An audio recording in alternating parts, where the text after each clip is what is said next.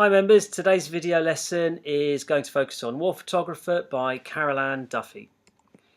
As with all the poetry videos, I'm going to pick out the main headings to begin with, and then I'll do a more detailed analysis of the actual poem in the second half of the video. Okay, so what's the poem about? The poem is about a war photographer back home reflecting on war and its casualties whilst developing their photos. It explores the dilemma facing the photographer in the war zone. The title, now always go to a title as well, even in the unseen section. Do look at the title of the poem first for clues as to what it will be about. Carol Ann Duffy is friends with two renowned war photographers, and the title implies this poem will focus on their experiences of war.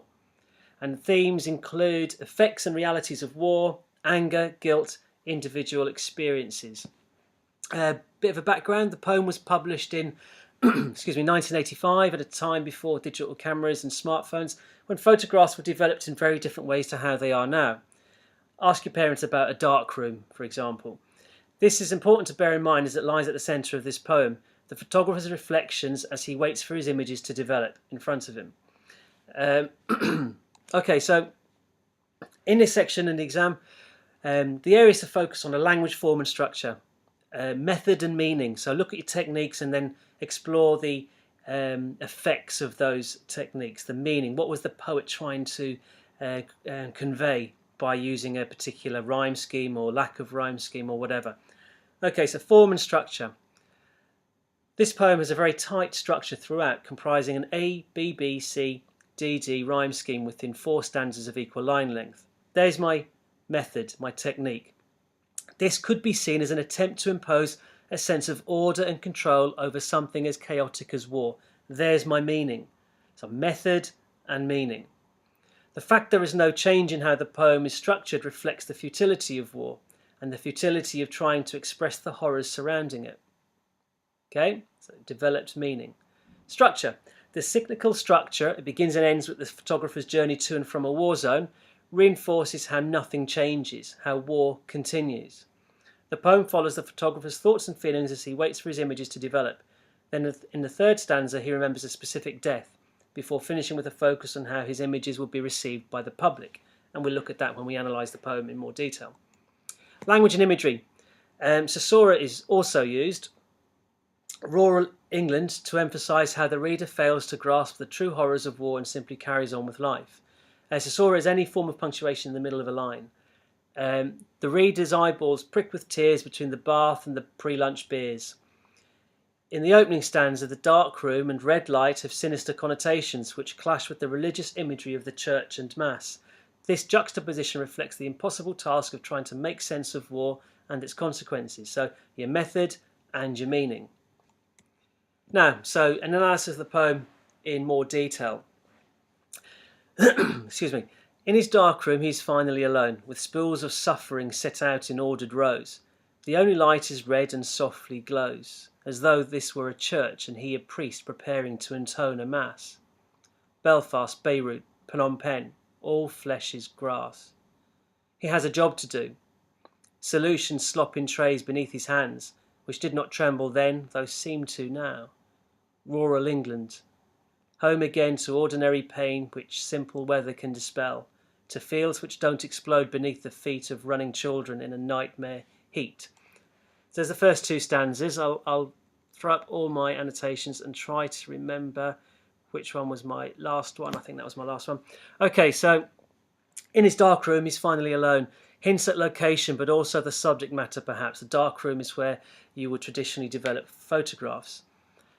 Spools of suffering, a metaphor and sibilance describing the reels of film like soldiers, paradoxically as ordered in spite of the chaos and suffering. As though this were a church and he a priest preparing to intone a mass, similarly reflecting the solemnity of the act, comparing it to a funeral mass.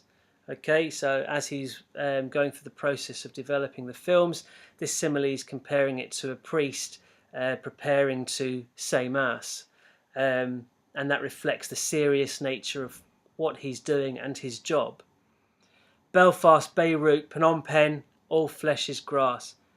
Plosive sounds to reflect gunfire, the B's and P's repeated. They're called plosive sounds, and that could reflect the gunpowder method and meaning. Here's a job to do. Look at the caesura there. Short, simple sentence, setting all emotion aside. Here's a job to do, full stop.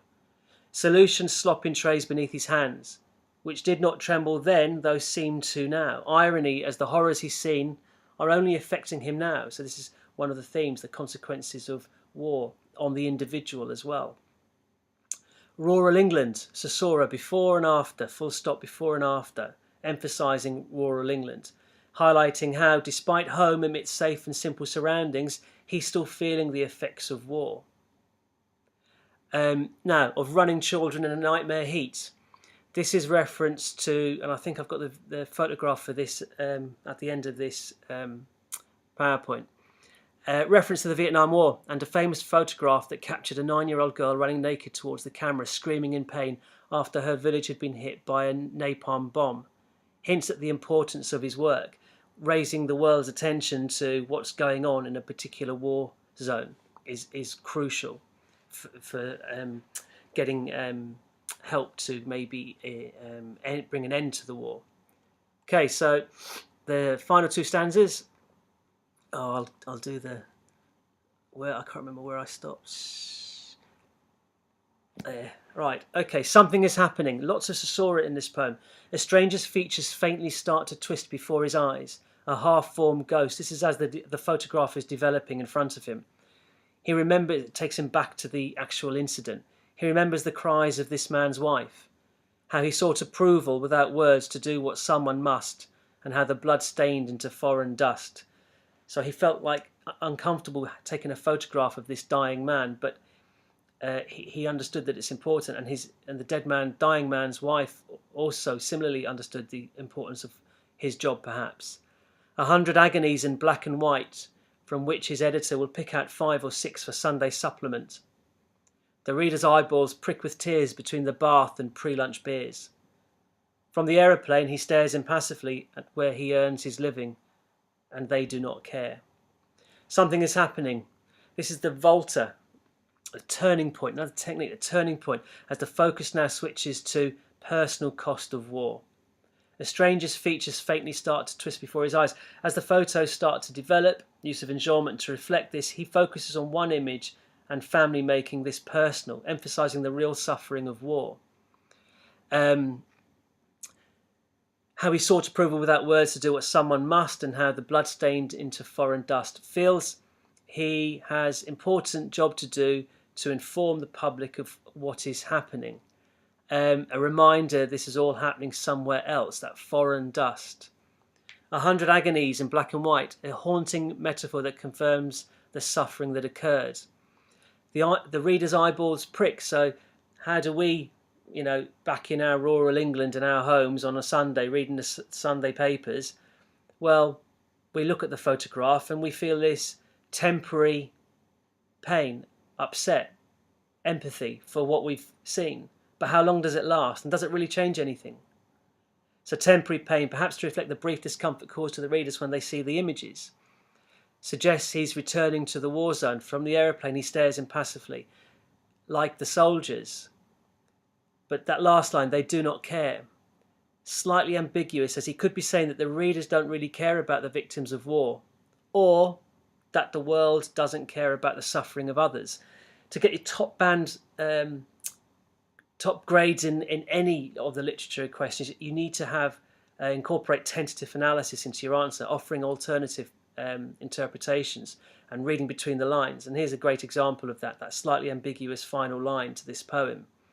Is it saying that the readers don't care, which you could link with the reader's eyeballs prick with tears between the bath and pre-lunch beers? So a very short period of time the reader's moved by it, and then once the pre-lunch beers arrive, they've forgotten about it.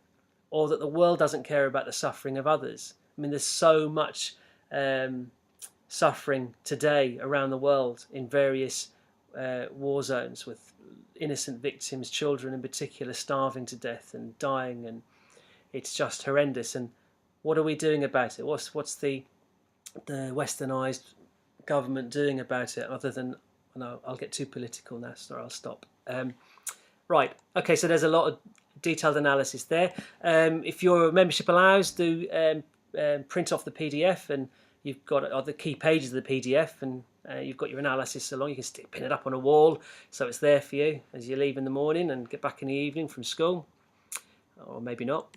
So, a summary of the main poetic devices used: rigid structure, the cyclical nature of the poem, the rhyme scheme, the stanzas, the enjambment, the caesura, the juxtaposition, religious and war imagery. Remember, it's great to be able to identify the techniques, but you must also explore the meaning.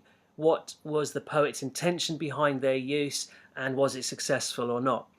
Useful vocabulary to use when analysing, it's pretty basic, but pain, suffering, futility means pointlessness of war, reflection, thinking about his role, is there any value in his job as a war photographer, anger, helplessness, detachment, horror. And links to other poems when you're comparing it: bayonet charge and the impossibility of expressing the horrors of war, or maybe the effects of war in the poem Remains. Okay, that's plenty for you to get your top band on this poem, if this poem comes up in the exam, or if it's the one you choose to use as the comparison one. Best of luck in that, and see you on more videos. Bye now.